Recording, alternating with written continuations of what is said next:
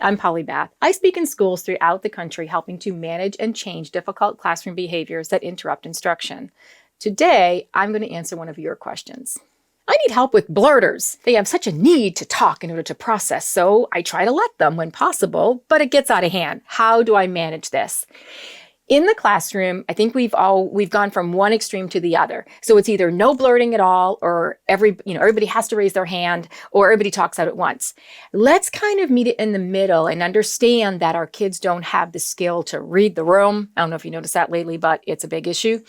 So I like to say in front of every conversation or every lesson that I'm presenting, I say to them very clearly, hey guys, or everybody, this is a hand raising only. So for the next 10 minutes, it's a hand raising only. I'll even put a visible timer up, to remind them, and with a little picture like hand raising. I've done this with high school kids. Guys, hand raising only time, because I've got to get this content out. And if people start talking out because they get excited, which I love, it's going to kind of mess up my, the way I'm teaching here, and I won't remember what I'm going to say. And it might interrupt other people's memory systems. So whatever, depends on the age of the child as to how much explanation you want to give them for hand raising only moments. But then I have other times where I don't say, hey guys, this is blurt where you want to, whenever you want to. I just don't say hand raising only. Right? So therefore, now I hopefully get less, blurters because they've learned, to read the room a little bit better. So when they do blurt out, I want them to get excited. I don't want to squash kids' excitement about what I'm teaching by saying, I'm not calling on you because you didn't raise your hand. Hey, if I said it was a hand raising only 10 minutes, well, that's one thing.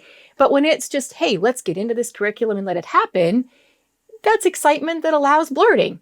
So don't just go from one extreme to the other. The other thing I've done with kids who really struggle with blurting is I have had them do little things like a blurt book for some young kids, especially my 3rd, 4th grade level. I say, hey guys, when you want to blurt out something, write it down or draw a little picture in your blurt book, just draw in there or write it down or, whatever you want to do.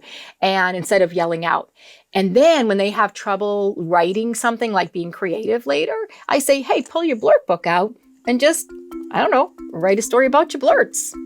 Don't forget to like, subscribe, hit the bell for notifications, watch these videos, and if you've got questions for future videos, include them in the comments below.